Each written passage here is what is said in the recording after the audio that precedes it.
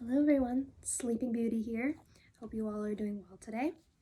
Today I'm going to be reading out of my favorite fairy tale and nursery rhyme storybook, so I hope you enjoy.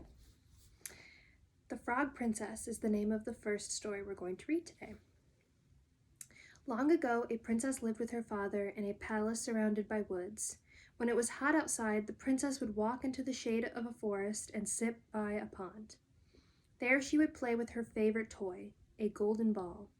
One day the ball slipped from her hand and fell to the bottom of the pond. "My beautiful golden ball," she sobbed. An ugly speckled frog popped his head out of the water. "Why are you crying?" he croaked. "I've dropped my precious gold ball into the water," she cried. "What will you give me if I get it back for you?" asked the frog.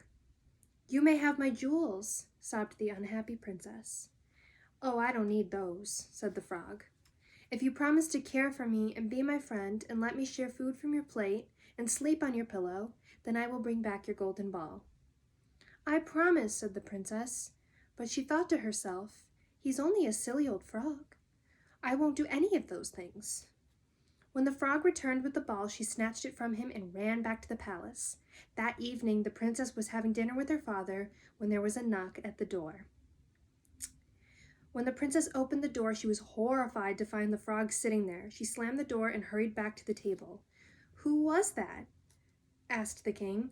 "Oh, just a frog," replied the princess. "What does a frog want with you?" asked the puzzled king. The princess told her father about the promise she had made. "Princesses always keep their promise," insisted the king. "Let the frog in and welcome him for dinner." As soon as the frog hopped through the door, he asked to be lifted up to the princess's plate. When the frog saw the look of disgust on the princess's face, he sang, "Princess, princess, fair and sweet, you made a special vow to be my friend and share your food, so don't forget it now." The king was annoyed to see his daughter acting so rudely. "This frog helped you," he said, "and now you must keep your promise to him." For the rest of the day, the frog followed the princess everywhere she went. She hoped that he would go back to his pond when it was time for bed, but when darkness fell, the frog yawned and said, "I am tired. Take me to your room and let me sleep on your pillow." The princess was horrified. "No, I won't," she said rudely. "Go back to your pond and leave me alone."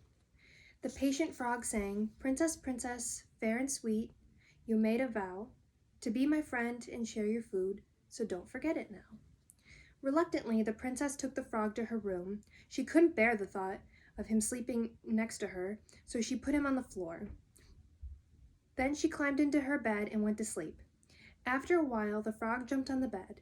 "It's so drafty on the floor. Let me sleep on your pillow," he said. The sleepy princess felt more annoyed than ever. She picked up the frog and hurled him across the room. But when she saw him lying dazed and helpless on the floor, she suddenly filled with pity. "Oh, you poor darling," she cried, and she picked him up and kissed him. Suddenly the frog transformed into a young prince. "Sweet princess," he cried, "I was bewitched, and your tender kiss has broken the curse." The prince and princess soon fell in love, and they were married. They often walked in the shady forest together and sat by the pond, tossing the golden ball back and forth and smiling at how they met. The end.